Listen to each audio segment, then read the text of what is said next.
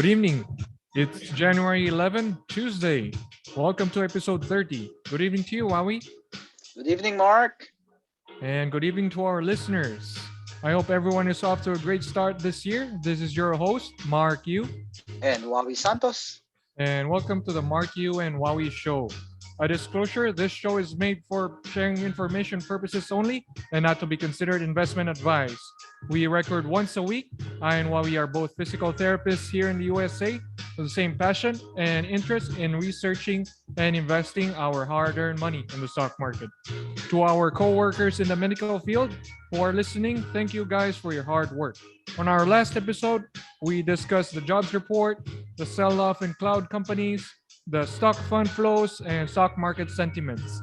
We also took a deeper dive on companies such as Adobe, PayPal, Salesforce, and Shopify. If you guys have missed it and would like to listen, feel free to go back to those episodes.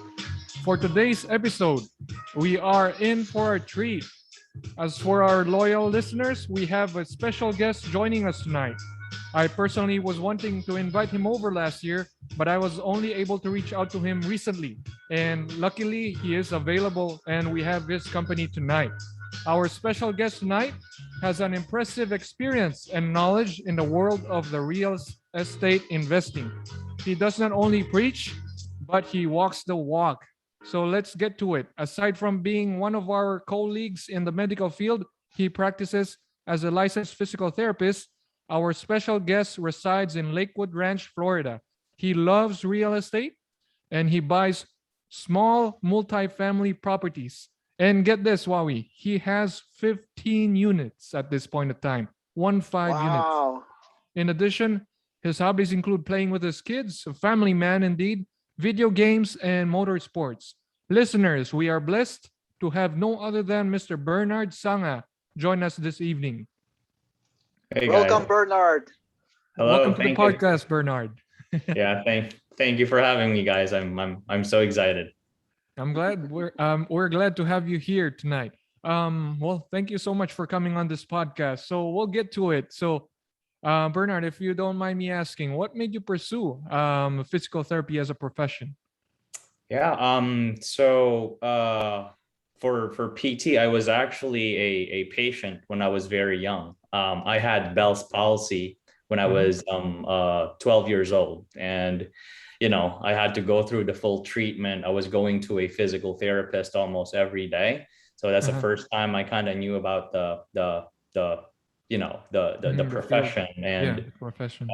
when I was in fourth year, or it's 10th grade here, I guess, or senior high school, I tore my ACL. So I went back and that was the same time that we're gonna plan on picking a course for college. And after going through PT, it's a partial tear, but they had me back to playing basketball again. So it's like, this is awesome. I have to, more or less that piqued my interest, that, kind of paved my way to becoming eventually a physical therapist too. Right. Wow.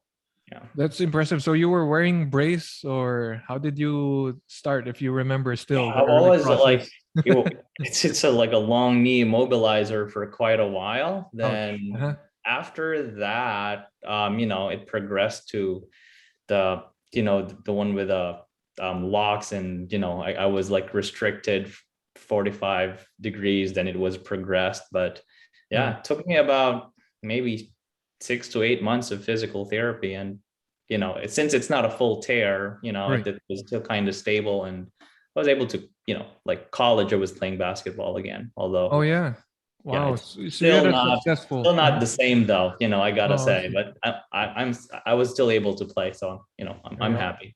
Wow. That's cool. How old were you when you had the Bell's palsy? 12 years old. I was in like 6th grade, and that was awful. Yeah. That's very young for Bell's palsy, right? It is. So what impressed you with your therapist? What left an impression? Yeah, I mean, in both times, I went out of the clinic and I improved significantly. So I think that's like really making an impact on other people's life. I think that kind of what like Mhm. made me want to be a physical therapist is, you really do make a big impact on someone's life. Right. For me, it's like I can't do anything with my face, and Exactly. after less than a month I was back to normal. Same thing with my Wow. knee, so it's like, I think that really kind of, The rehabilitation process is what made an impression, made a good lasting impression on you, I guess. yeah. That's And that's the impressive. Yeah. magic of therapy, right? The miracle of physical therapy. Yes, Yeah. for our I listeners who heard oh, sorry, I go heard ahead. recently from my cohort in Mhm. Houston from Optim Manual Therapy. Hello, if you guys are out there, um, that we are the giants in healthcare. We Mhm. are the sleeping giants in healthcare. That sounds good. I agree to Sleeping giant. that. Yeah. So Like, it's time to wake up the giants. yeah. There you It's go. good. Yeah, like what just Bernard said, it's tough, having an injury such as that. For listeners who are not aware, ACL tear usually occurs, like it's one of the most common but serious and debilitating injury in most of the athletes, if not, weekend warriors as well.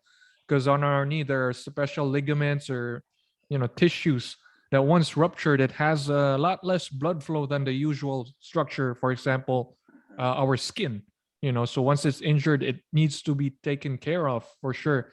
If not surgery, if conservative management is not feasible. So glad you were able to recover very well, and it led to your current profession, Bernard. Wow. Yeah. So if you Nice don't me story. yeah, if you don't mind me asking, what my next question is, so what made you start investing? Well, I read a book, Mhm. and it's actually it's written by Bo Sanchez. He's Ah, yeah. somebody from the Philippines who kind of Mhm. teaches investing, and I think it's the title is somewhat like "My Maid is a Millionaire" or Oh, something like yes, that. yes. How? You probably heard of that. Yes, Yeah, yes. and it just kind of piqued my interest, and I then started investing in stocks in the Philippines, and Mhm. that's kind of where I started. So Right. How my mate became a millionaire. I think that's a book. yeah, yeah. That's it. That's exactly it. I think honestly, I also read that book right Yeah, off of graduation. Yeah, there and you it kind go. of Yeah. inspired me to start an online account in CitySec Online back then. Was it the same for you? Same exact thing, and I read it right after graduation too. So it's like, Wow. Yeah. when I got my first check, it was all going like to my online brokerage account, and I was investing almost all of it. So Right. And back then you have to go to Ortigas, their branch, right, to I personally went there. register. You cannot Yeah, do it yeah. online. That's how I got started. Wow, Yeah. that's impressive. So yeah. So now that we're gonna be tackling more into your expertise, as I would like I to don't know. say it. So what made you start investing in real estate? Yeah. So my end goal is I want to be financially independent. So, Mhm. I can work whenever I want to without, being tied to anything. And investing in stocks, Mhm. I would say I kind of went onto the wrong side of the fence, because through trial and error, I kind of found myself studying technical analysis. Uh-huh. And I thought like everybody else, I thought I was going to be a good trader and beat the Mhm, mhm. market, but that Right. really didn't happen. And So this was back when, if you don't mind me oh asking. wow, I started like when I first started, like 2012. I Uh-huh. was just buy and holds, that like find good companies, look at Right. PE ratios, and Uh-huh. income growth, and like The good revenue growth, stuff. and that. So Yeah. the right thing to do, right? Yeah. Now, The like I think it, fundamentals. it Mhm. was, yeah, fundamentals. That's it. But when I like moved here in the US, I think that's like 2015, 2016. That's Oh, when okay. I Mhm. kind of started trying other things, and it didn't work out. So I had to, that's when I kind of, you know, researching, I was looking into alternative investments Right. that'll give me income, because if I want to be financially independent, I figured out that it's gonna be like, if I can find a high income producing investment, it's actually gonna make it faster, like my path to financial independence. Right. And that's when I, found real estate. So Wow. yeah, I did, mostly like this, listening to podcasts that Mhm. really, when you read on it, a lot of articles will say real estate doesn't really have, good enough yields. Like you'll get Uh-huh. 2 to 3% a year if you Right. like Google it, right? So, but when I started like listening to podcasts and really digging into it, then, that's when I saw the potential. So the numbers though, like it's a big difference if I'm gonna be saying what I'm thinking right now. For a beginner, let's say, once he sees like a stock, like a stock could be selling for $50 a share at most. An Amazon stock would be selling around $3,000 or $3,200 at this point in time. Did it at one point in time kind of like intimidate you now that you actually saw this alternative investment, like you said, but it's like costing a lot more, like a house, I mean, in Florida, for all with all among all the places, probably it would be, how much is the average home price in Florida? 300, 200,000. Yeah, So like did that kind of like the price barrier, for example?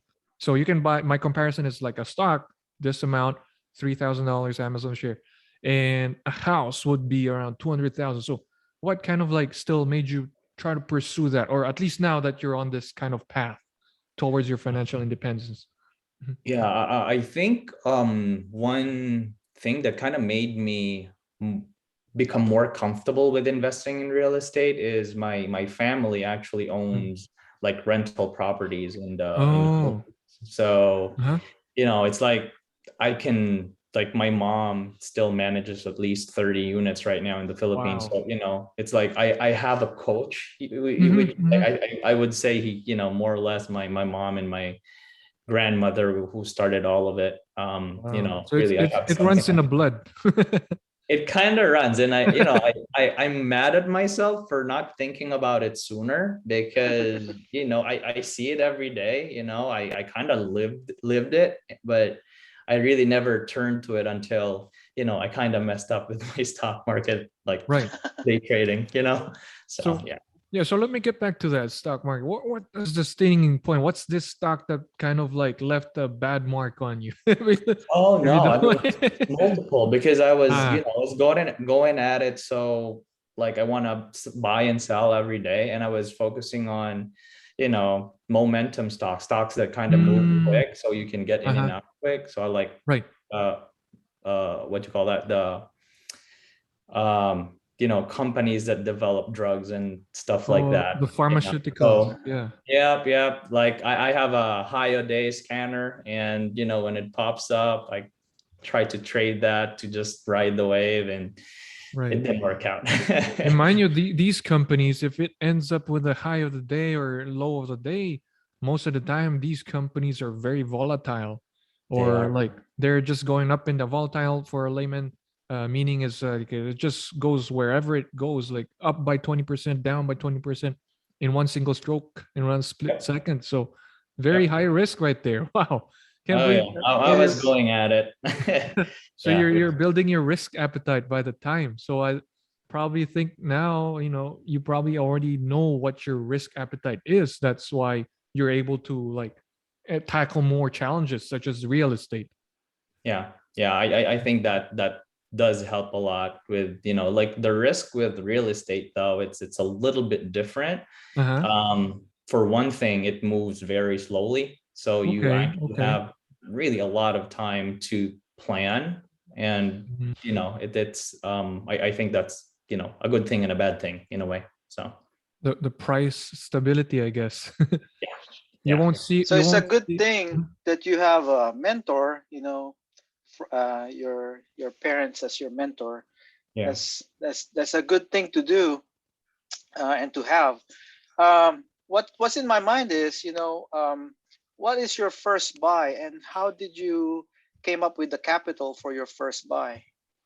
Yeah. So for my first deal, it came out of my like savings. Mm. So my first one is a 2 unit right here where I live. So I live in Bradenton, Lakewood Ranch area. And Mhm. although my mom kind of she can help with, like how to manage stuff and things like that, Right. but it's still very different here in the US, especially with how financing works. So still had to learn a lot of that. And finding deals was hard. So I started about like 3 years ago trying to find deals around here, and it was already hot. So this first one that I found is actually, it was listed in the market, but it fell out of contract. So somebody tried to buy it, but it didn't Ah, push through. right. And what happened was they pulled it out of the market. So what I did, Mm. as soon as they did that, I called, the agent to ask what happened. And what I found out was, there was too much repairs and the banks will not lend on it. So the seller decided to start the repairs. So that's kind of when I came in and told them that you don't have to do that. If you'll sell it to me, if you can put it under contract, I'll just do the repairs and take it from there. So yeah, Wow. that's kind of how I got So my it was first one. a fixer upper, a fixer It upper. is, yeah, it is a fixer upper. Like a So Joanna Chip Gaines kind of situation. Nah. it's not too bad. Uh, It kind of needed a lot of plumbing work, right. but other than that, the interior is actually already updated. It's just the Oh, plumbing okay. failed. So, it is expensive, Right. plumbing. Plumbing is expensive. Yeah. Yeah, I had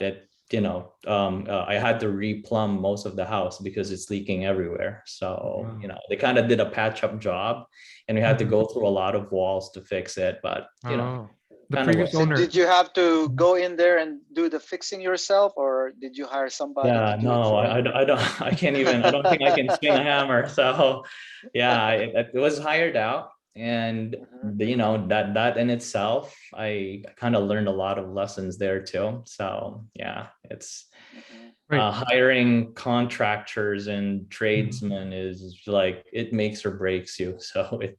it's yeah. So ask Bernard anything about anatomy, about the knee joint, not about plumbing. No, I have a guy. That's what I'm gonna tell you. Well, it's who you know, I guess, right? That's Who it. you know who could help you out in the end and make things Yeah, work. yeah. I So So so right now you have a like a plumber, carpenter that helps you maintain your units. hmm, Yeah, yeah. I, yeah, I, That's you know, good. I, I had to go through at least two or three hmm, before, like you'll get one person who actually does the job well, and they'll right. give you a fair price too. So So Do you I still think have do you uh still have this 2 unit home that you bought 3 years ago? yeah, and it's actually the only one Oh, that I manage on my own. oh wow. ah, Everything else I kind of hired out, but this first Right. one is like my baby. So I'm just gonna because I placed the tenants, I did everything. So Wow, you did. So you oh yeah, screened the tenants, got their what they call criminal records, all of that. yeah, It- which is actually a pretty easy process. oh, okay. Yeah. well, how So does that work? That background check. you have a lot of like real estate platforms now Right. that you'll just have them, like you'll send them a link. Uh-huh. They'll pay for it's like, I mean, they typically pay for it. It's like your application fee. So they'll pay for it, put their information on the link, and you'll get a report on your email. So Wow. it's that easy. Wow. Cool. Yeah. That's impressive. Like giving someone or a family a place to stay. That's Yeah, something. Yeah. it And is. besides, in addition to the hard work you've put in, you know, Yeah. I honestly believe you. It's your baby because you went through the process and all of that. That's quite Yeah, impressive. yeah. So, One thing that I'd like to uh-huh. share, like one family that I put there, Mhm. they're actually asking me if I have any other units in the area Oh because wow. they Uh-huh. like me as a landlord, and they Yeah. want, like, I think it's her aunt or somebody else in the family is looking Yeah. for a place, and they wanna be in one of my units, but unfortunately that's the only one I have in this Right. area. Right. Everything else is a little further away. Wow. Well, that's really good because the one way to grow is through word of mouth and not just online advertising and all that other stuff. So Yeah. I guess this kind of like gave you some fulfillment, the first property you invested, and now you have grown to 15 at this point in time. And Mhm. I'm quite like convinced that you're not stopping here. So what kind of like push you to at least strive for more? Yeah, the first deal, although it is cash flowing very well. I Mhm. didn't really make a lot of money on that first one, and Mhm. like that's pretty typical. Your first deal kind of just gets your feet wet. But the second deal, I got very lucky. So it was right the time COVID hit, Mhm. and 2020. Mhm. yep, it was like Feb or March of 2020, Oh, the and lockdown. Yeah, when it started. yeah, yep. When everything is just starting out, and this one owner was selling like 11 properties, and it's like a fire Wow. sale, Wow. and I got one of it. It was listed in the market, just one picture, but when I saw it, it's in St. Petersburg. It's a like really Yeah. growing area. It's Yeah. actually growing faster than Tampa, Right. and it's in an area where it's like still more or less working class, but Mhm. the It's a area is touristy growing. spot, right? Is it a I'm sorry. touristy spot as well? A It is. touristy It kind of is. spot? Yeah. Yeah, yeah, it is. It's it's closer to the Gulf, so a lot Wow. of tourists coming in. So yeah, I got that one deal that kind of eventually it was my first, like we call it BRRRR deal, where you Burr, yeah. buy the property, you Mhm. rehab it and Mhm. fix it up, and after it's all done, I was able to refinance the property and get all my money back. So that one is like a home run deal. Wow. That kind of paved my way to growing, because I Wow. was able to do that. I was able to buy like 3 other properties because of that deal. Dang. So Mhm. yeah. So were you camping out in St. Petersburg and doing some remodeling yourself, or did you hire it out, or how did you do it? Yeah, that one I because it's a little further away from me, Yeah. I Mhm. hired a property manager, Okay. that more or less, they're the ones who have all the connections already. So, we get like it's a big job, so we get like 2 or 3 bids each time, and Mhm. I just pick whichever I feel is a good deal. So Wow. but I didn't have to really manage the jobs.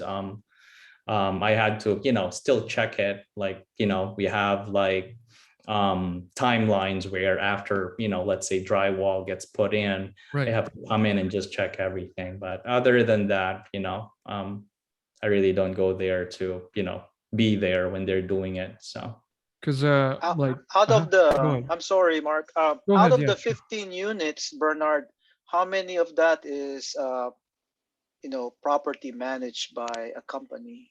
yeah, so 13 is professionally managed, and I just have the 2 in my backyard that I take care. It's like it's just my learning wheel, like it's my Right. training wheels. That's when I kind of learned everything. So maybe I'll pass it on at some point, but right now it's not giving me any headaches.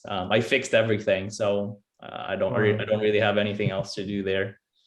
So, given a timeline, Bernard, for example, like one of our listeners decided to go in, let's just say a single family house, a 3 bedroom, 2 bath, fixer upper. He buys into it, or he or she buys into it. Starting from day one, let's just say there are problems with the wall that need to be changed, drywall, maybe some flooring issues, and roof. Given that you recommend probably having a certain timeline, how many months would you probably provide, like as a time period for one what do you call that, burr method, or remodeling take place? Most project, I mean, it's still gonna vary, depending on how good your crew is Right. and how big of a project it's gonna be. But for most investors, they go for like 6 months, 6 months. to turn everything and get it rented out. Some people can do it in 2 to 3 months, but it's more of when you're doing a burr, you actually have to own the property for 6 months before Oh, you okay. can do the refinance.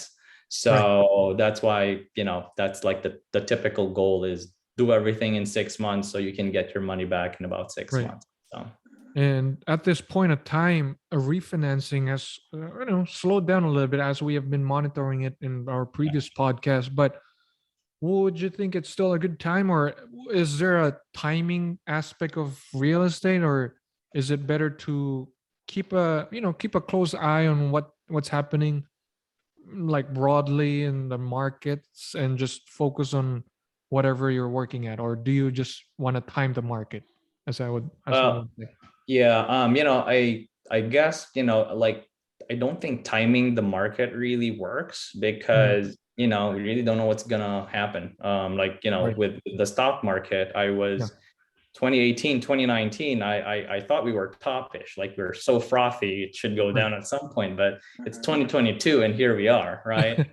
So I think with real estate, the biggest thing for me was when the rates went really low. Uh-huh. So my goal then wasn't just to buy property, it was to really get more debt in. Like I want to get as much Mhm. debt that I can get with good rates, like really low rates. So now I think it's starting to go up a little bit. Yeah. And I would say if it's still, at least below 5%, I think it's still a good deal.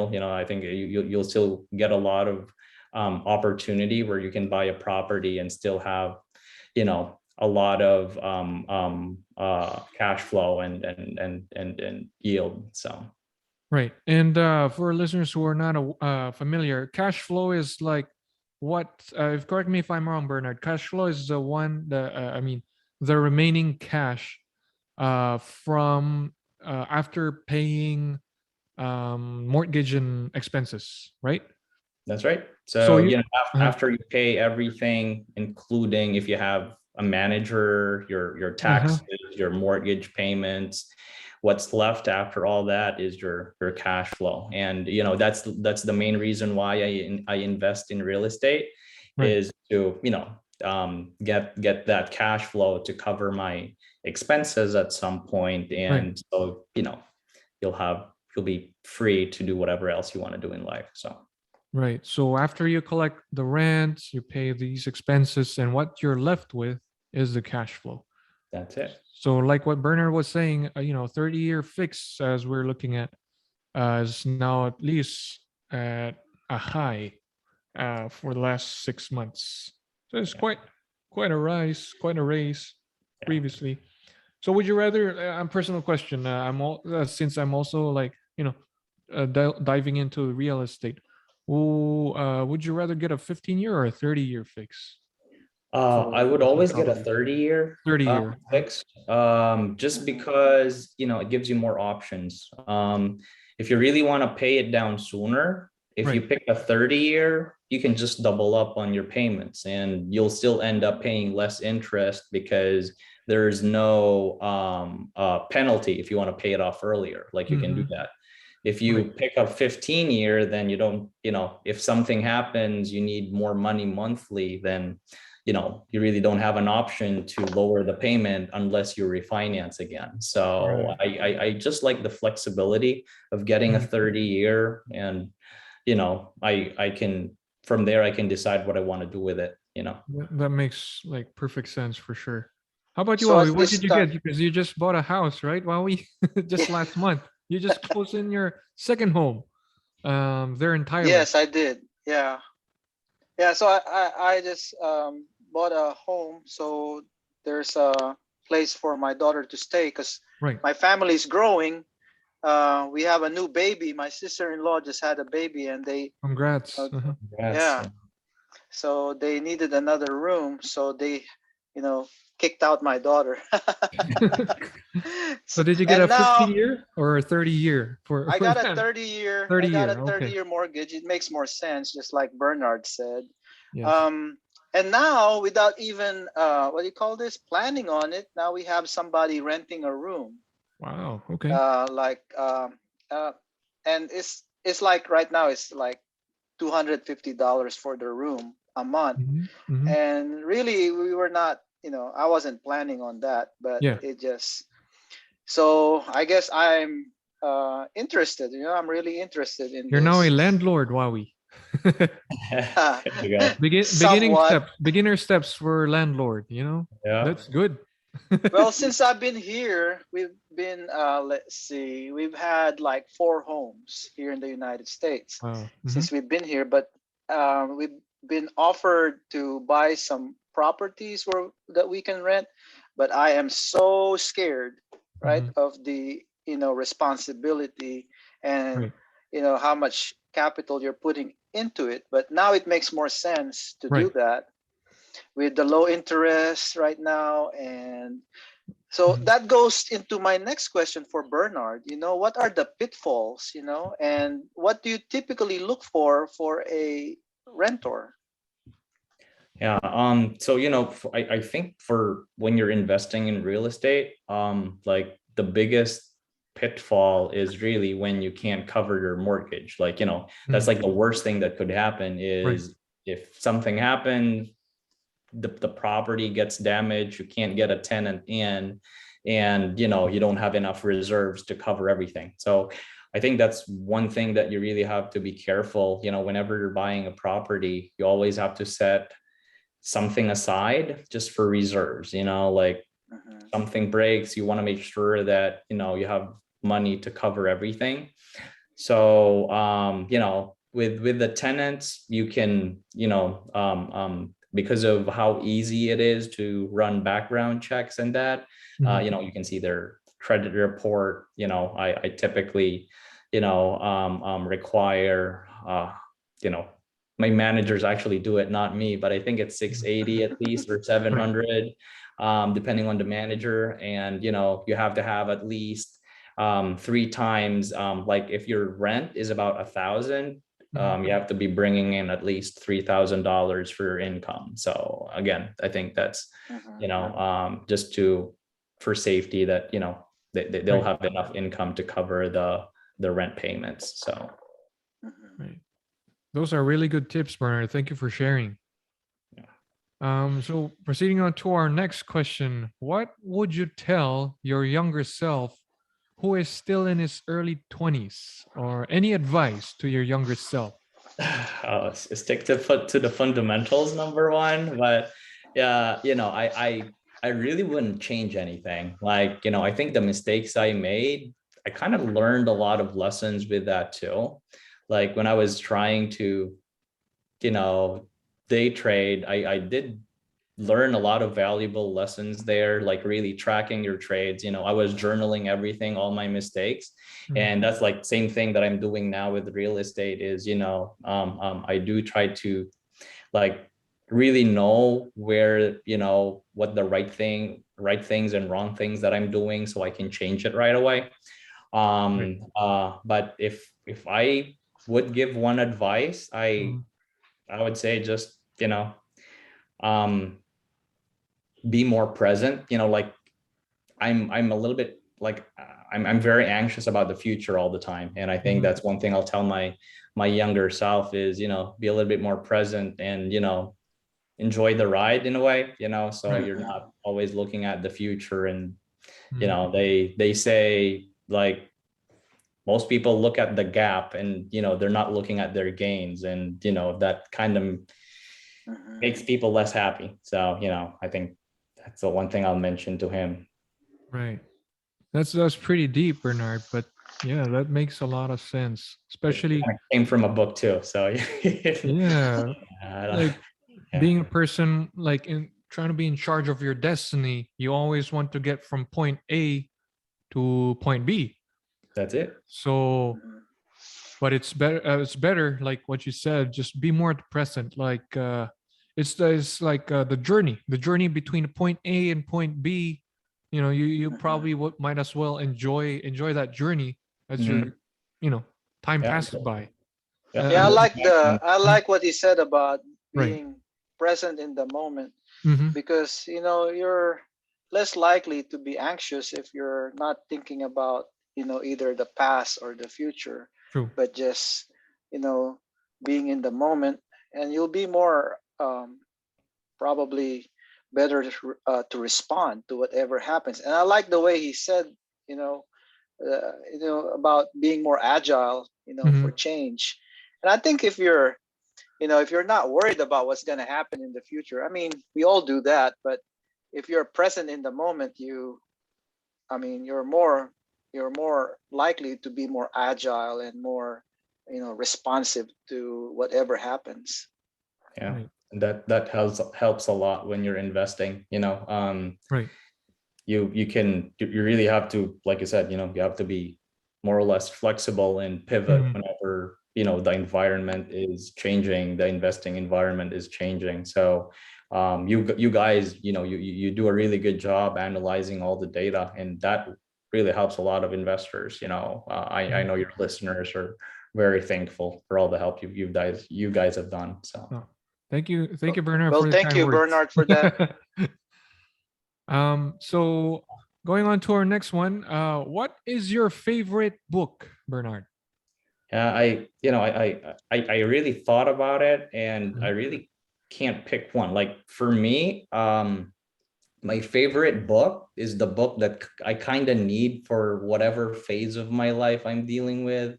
So for right now, I would say my favorite book is like it's Who Not How by, I think Mhm. it's Dan Sullivan. I might be wrong, but yeah, Who Not How. Oh yeah, Dan Sullivan. that's it, Dan Sullivan. Yeah. Interesting. The Okay, formula I'm to gonna look achieve it bigger up. goals. It is it kind of separates people who really have big goals. Like you Uh-huh. can't get it on your own, and if you're focusing on like learning how to do things instead of just finding who will help you get to that goal, that's like, Right. kind of changes your mindset in a Right. very big way. So Is that like putting a lot of pressure to yourself? And just enough pressure. Correct me if I'm wrong. Just to enough pressure on yourself to keep going, and then finding the right people to come along with you. Right. like to basically simplify it, if you want to do something, Mm-hmm. instead of trying to figure out how to do that thing, I'll find a person to do it. Either you pay him to do Mm-hmm. it, or Right. if you have something in exchange that you can do for him, like it's service, it's typically you serve or you pay, right? So Right.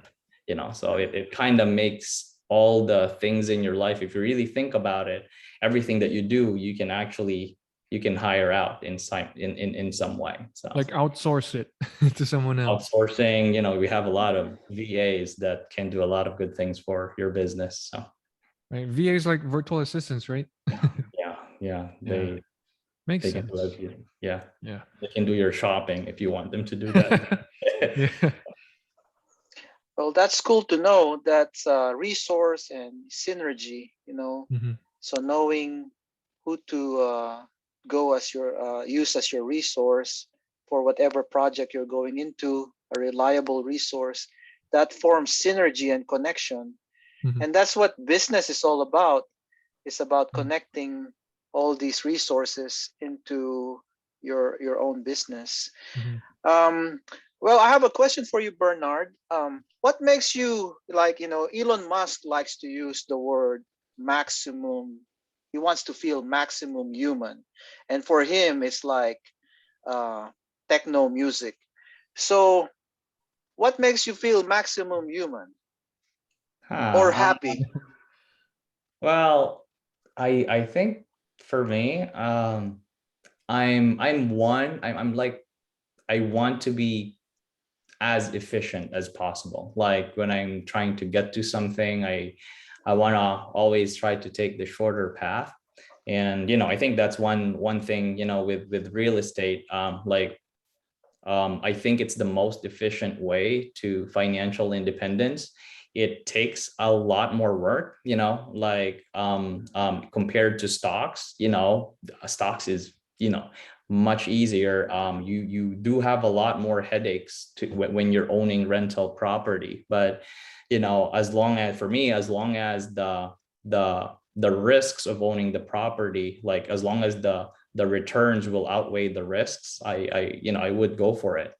And, like right now, one thing that I look at and one thing that I really like about buying real estate right now is, we do have a lot of pent up demand. I heard in one of the podcasts that I listened to, a lot, the biggest, for demographics, the biggest in the US population, the millennials are the biggest, chunk of people now. And that is the age where people are either trying to rent, or, it's when people are trying to buy houses. And since 2008, we're not building enough houses, and we're not keeping up with the population increase here in the US. So, when people can't buy houses, they will, unfortunately, will try to find something to rent. And, I think Right. that's why, that's one thing. In 2008, people are buying 4 houses, and there's really not a lot of demand. So it's a very different situation this time around. That's why I think that's one reason I'm not too afraid, putting money into real estate. You've asked about why, like in terms of risk, the bigger money that goes into it. Right. I think that's one thing that kind of makes me feel more comfortable with it. If you compare it to all the other alternatives, stocks, crypto, I would be more afraid, let's say, dropping 100 grand in crypto right now, if you know what I mean. Buy a So, Bitcoin. yeah, I mean, I How much just is dropped Bitcoin? $20 on Shiba Inu today. there you go. How many have the, Shibas? How many I Shibas have did you buy? the Dogecoin, or The Doji that. coin? Yeah, I have I that too. have I like think I have 20 $100. something million Shiba Oh Inu. my. Imagine Yeah, you it's can buy crazy. one for Anyway, less than a cent. Yeah. Yeah. everyone is trying to be efficient, right? And it's friction, right? So it's like, your feng shui, the flow, right? We Mhm. talk about cash flow, and I can't help but think it's just the flow of energy, like, wealth is energy just flowing about. And now you have that pent up energy from, millennials coming through. And so now you're trying to figure out how you're gonna accommodate that pent up demand. So the first thing that came to my mind is, Bernard, are you gonna start building? Yeah. So with building, there's a lot more risk to it. Mm-hmm. There's a lot more things that could go wrong. So I don't, I think in the future I could go there, but right now, like, if you're building, you're probably gonna spend around 150, 160 per square feet, on Mm-hmm. most metro cities. And right now I'm still getting properties like 70, 80 per square, dollars per square feet. So the yields are still, better if you're buying something that's already built. But Right. I guess in the future, with how things are going, maybe building is the only way to actually get some returns. So we'll see. Mhm. Right now, I don't think I'm there yet. Yeah. Well, that's a promising future indeed. And like you said, there's always demand. So come what may, I think you're gonna be ready when that time comes for sure, Bernard. Yeah. So in the future, what do you foresee? So we hear a lot about, multi-family dwellings, um, we shared dwelling where people are, more than two persons are sharing the rent. Mhm. So what do you see in the future as far as, rental properties? Yeah.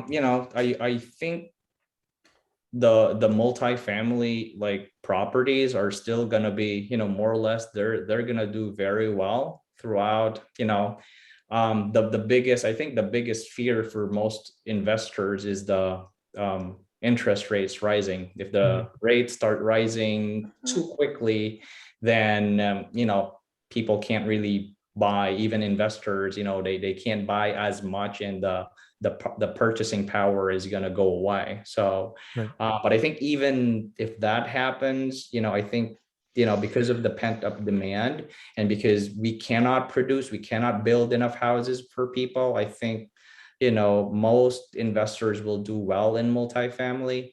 And for me, my goal is to continue buying buildings, but eventually my goal is to buy like bigger units if I could. Buying more units under one roof just makes it much easier to Right. manage everything, and Totally. the economies of scale really plays into the returns. So Right. that's the next goal. So Bernard, Nice. before we run out of questions, what is your favorite quote? Yeah. Like with quotes, I'm not, again, just like books, like I like quotes that kind of helps me in the phase of life that I'm in. So for right now, I really like the one in insanity is doing the same thing over and over again and expecting a different result. So I think for me it's if I like I said, I'm trying to level up and buy bigger properties, and Right.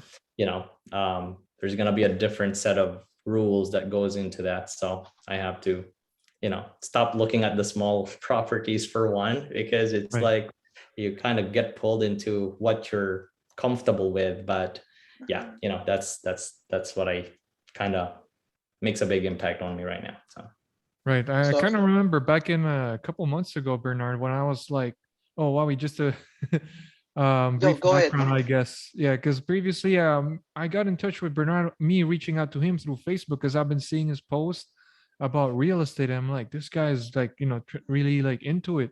So I reached out to him and, seek some advice. And I think one thing that you have mentioned to me, Bernard, that I still remember is the bright shining or shining object syndrome or something like that. yeah, shiny. So It's a real thing. yeah, You kind of squirrel around different yeah, types of investments until you're not right. going anywhere. So And you kind of get hooked. Like I myself, like once I see a property, I'm like, whoa, this is in Florida, this is nice. And then I was looking at Ohio, I was looking at California, everywhere, like getting my attention, asking for pre-approval letters. It was crazy back then. So good thing yeah, you told me that. After that, I kind of like chilled, died down a little bit, kind of helped me yeah. out, find some stability. I mean, it happened to me too. That's why Right. when you were telling me what you were going through, I was like, I was in the exact same position. And what Yeah. happens is you actually get paralyzed. You end up Yeah. not actually doing anything because you're too stretched out. So Mhm. Correct. That's true. Yeah. What were you saying? Sorry about that.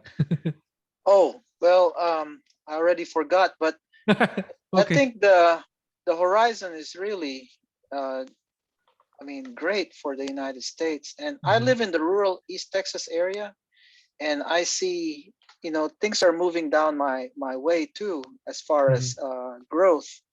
Um, uh, so so people are moving out of the cities and Right. buying properties and land here in rural Mhm. East Texas. So that's Mhm. that's amazing. That's an amazing change that I have not seen in this magnitude in the I've been here since the early 90s. So this is really something new for me. So this is the like a marker, right? A marker. So you yeah, guys, yeah, you guys may not have that, because I'm 51. I don't know how old are you, Bernard? I'm 31. Wow. Oh, okay. So I'm I'm I'm 2 20 years older. years older, and I've been here in the States since 92, and I've not seen it, just boom like this. Yeah. So we're on the cusp of something great, I think, Right. but that's me. I'm optimistic. Yeah, I think COVID really pushed that, idea that you don't really have to live in the city. You don't have to live downtown anymore to True. be able to do your job. So Mhm. I think it actually helped, the real estate market a lot too. So Right. Mhm. Totally agree. Well, once again, thank you, Bernard, for joining us this evening. If some of our listeners would like to reach out to you, can you provide your number or contact information? sure. I think the easiest way to kind of learn more about me, I have a real estate company that I run. Mhm. It's more of a holding company, but I do have a website, so they Mhm. can check me out there. It's www dot it's outlierscapital.co. So that's without the M. That people always mix it up there, but it's outlierscapital.co. And, they'll have all my contact information there. I actually have a business phone number and business email that they can see there. So Oh, that's good. That's awesome. Thank you, Out Bernard. outlierscapital.co. For those who are interested in, venturing into real estate, stock investing is not the only option.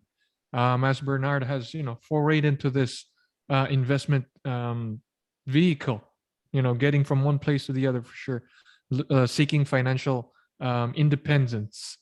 So yeah, I guess we're gonna just spend a few more minutes because I think we've reached almost an hour mark at this point in time.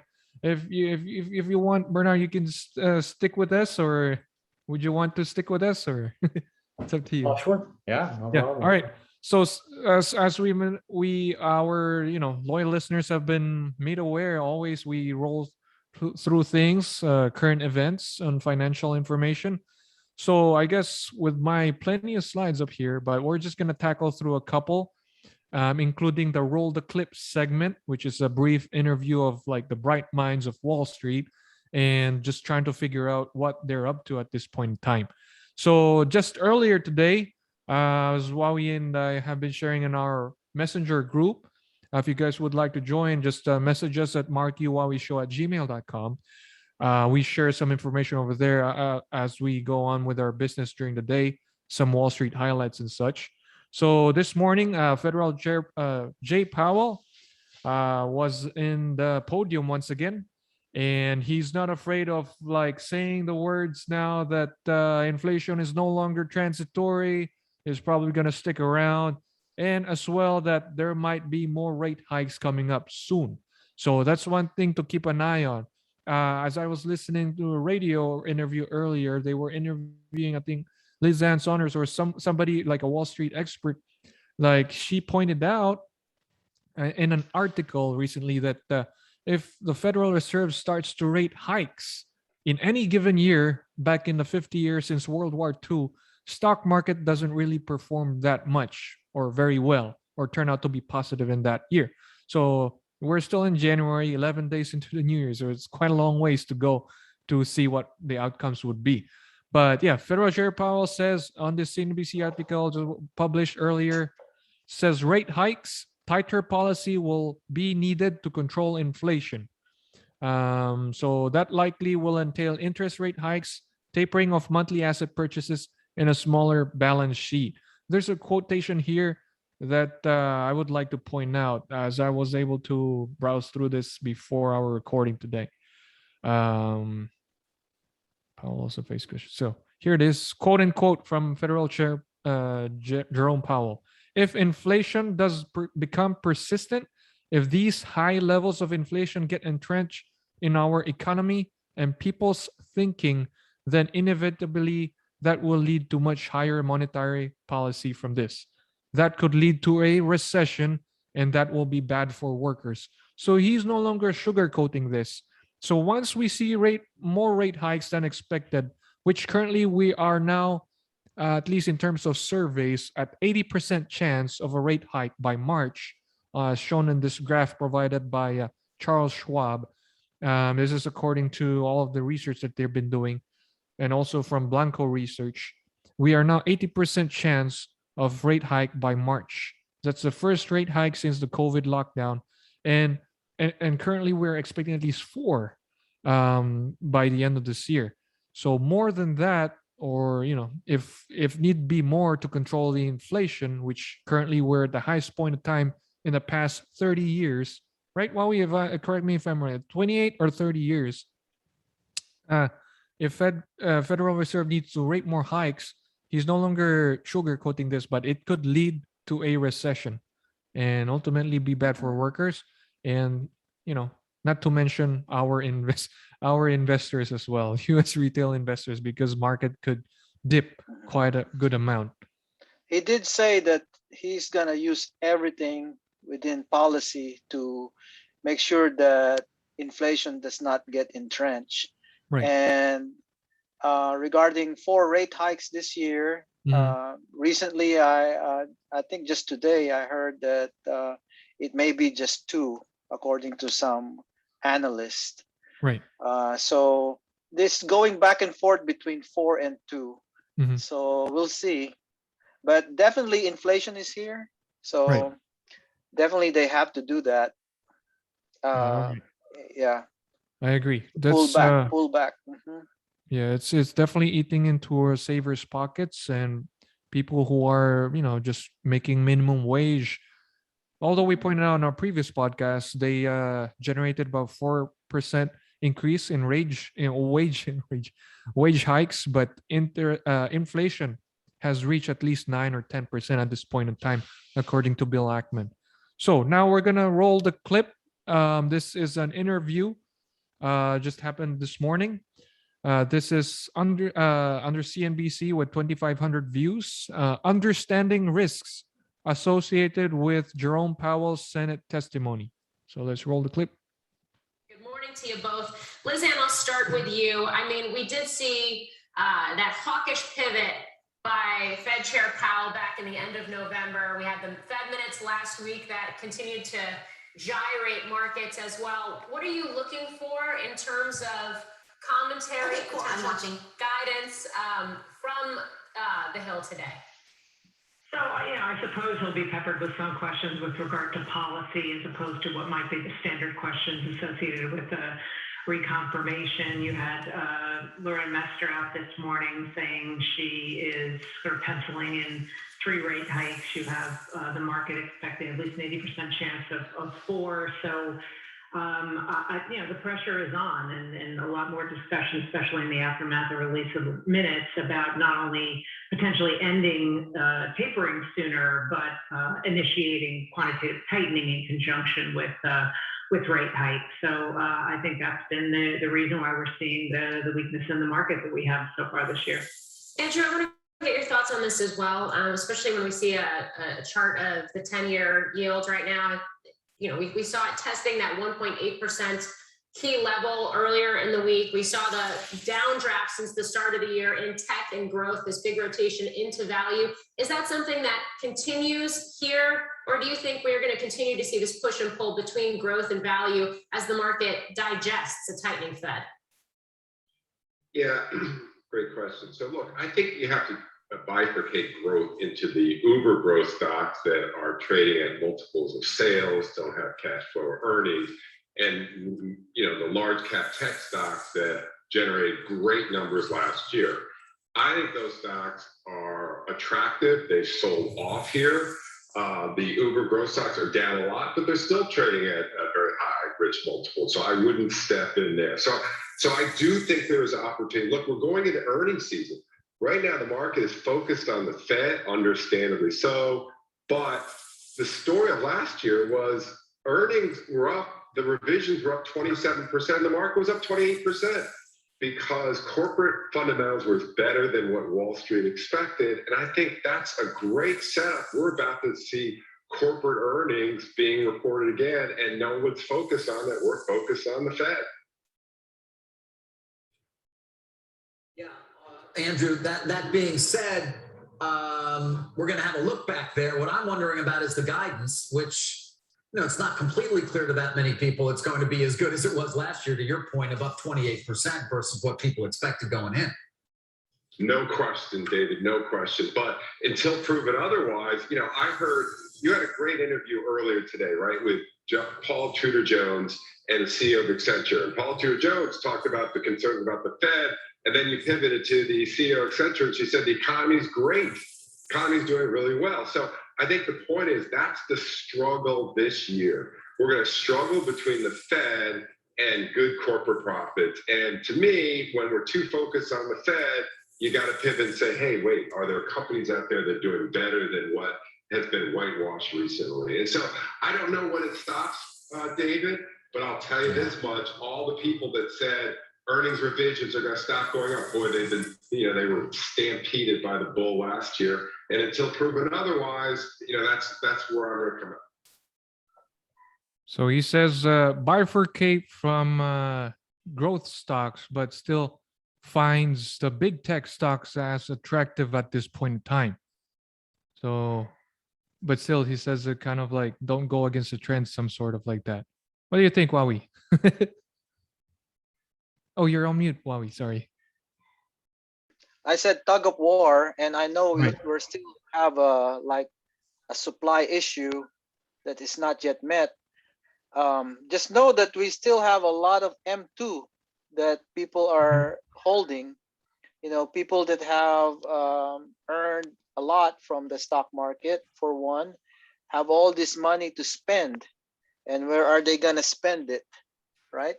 Right. And right now, they don't have the goods to do that. So Right. And how about you, Bernard? What are your thoughts on this? Do you have a specific stock or a specific technology stock in your portfolio at this point in time that's bearing a lot of weight in terms of your exposure to equities? Right now, I do have it's like an index with mostly growth. It's like a growth index fund. Right. So, it's heavy on tech stocks. So, and although like right now my exposure is, mostly I would say 80 to 90% real estate. Because of that, because I think that's my hedge to all the inflation that's coming on. Right. I'm actually more or less comfortable leaving that 10 or 20% and let it sit on the high tech, growth stocks. We'll see how it unfolds, but the rate hikes are really gonna drive most of the markets, I think, in the next few months. So. Right. And I think you're really at the good side of the trade here, honestly, Bernard, because I myself am exposed to real estate as well, as I have a couple of properties out of state, but I've been seeing their values at least increased, even in paper. I'm actually not going to sell any of those like you, trying to keep a long-term hold on them. But it definitely is a good inflation hedge, as one might have experienced. And Huawei also as well, because he has a couple of properties under his belt. And I'm pretty sure once you look your addresses up in Zillow and what the price has been, done within the past 12 months, I believe you would see an uptrend on that aspect. But yeah, going back to this interview, I kind of realized just now that these two giants, one is a research firm, investment CIO, Chief Investment Officer of Charles Schwab, and Morgan Stanley's investment management. They didn't mention, or did they mention the word COVID at all? Or I don't think it's already like gone in the wind, Like I think they're very much looking forward to what's about to happen. And like what we said, it's going to be a tug of war between the Fed and the earnings growth, and something to watch out for sure. But like Bernard said, he was going to stick with his investing funds or ETFs. I remember Dr. Stephen Pamatmat, our first ever guest, have advocated, and until this point in time, he advocates sticking with index investing. That way, you're really diversified. And onto I think this will be the last part of our podcast today. It's the weekly sentiment, but for our loyal listeners who have already listened to our recent podcast, things have changed. A couple of days in this week, Monday, today's Tuesday, since we've broadcast on Sunday, sentiments have changed. Just previously we were at neutral, or if I'm correct, I think it was at least at bear or fear back in Sunday, right, Wowie? And It's now, more of fear last week. yeah, it was just fear. Just on Sunday's recording, we were at fear. Right now, we're back in greed. It's quite a roller coaster at this point in time, early this year, and as you can see, fear and greed it just bounced back up. So right now, people are being a little bit more greedy at this point in time. I did check the institutional investors survey, but they haven't updated. They usually do their updates for market sentiments on Thursdays. So that's one of the reasons why we do our recordings on weekends, Friday or Saturday. That way we're updated with the sentiments in Wall Street or investors. Energy still leading the way. Since the start of the year, energy is up double figures. If you're invested in oil, congrats to you. You're probably up more than the rest. 11% in total for the industry, followed by financials, which are banks. So a couple of fundamental reasons is because energy, as the market, or not the market, the economy reopens, people will be spending more on gas and all of that, and they will probably need fuel for their cars. So aside from that plain reason, energy is up. So jet fuel, industry, whatever, and whatever use energy that would require energy would definitely be up at this point in time.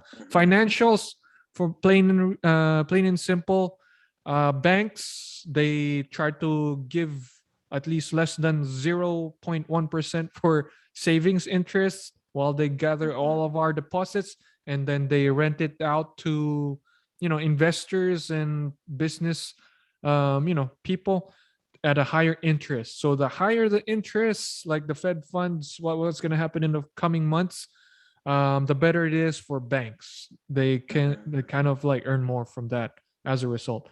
Aside from that, basic materials. After that, consumer defensive, from consumer defensive down to technology, real estate, healthcare, everybody else is in the red. If we're going to look at the year-to-date performance, value is back in play. It's a little bit negative 0.86%. This is the index, IWN. It consists of 2,000 value companies or lower priced in terms of valuations, followed by Dow Jones, which is negative 0.91, S&P 500, negative 1.74. And if you're invested in growth at the start of the year, you must be feeling the heat at this point in time. Russell 2000 growth, the small cap companies that are growth, some of them of which like they don't have any profits at all, is down negative 3% as a whole. Russell 2000 negative 3.46%. NASDAQ, or the top 100 tech companies, they're down 4%. So I guess that's gonna wrap it up for our special podcast today. Really appreciate your time joining us this evening, Bernard. Oh well, Wowie, I guess. Thank you, Bernard, for joining Thanks us. for having me, guys. Yeah. I had a lot of fun. Thank you. Thank you for your time. Thank you so much for coming on. Listeners, that does it for this episode of Mark You and Wowie Show. If you have any questions, just send it over, markyouwowieshow@gmail.com. Remember, build that emergency savings and invest the rest for an abundant retirement. A bountiful new year ahead. This is Mark You signing out. Wawi Santos signing out.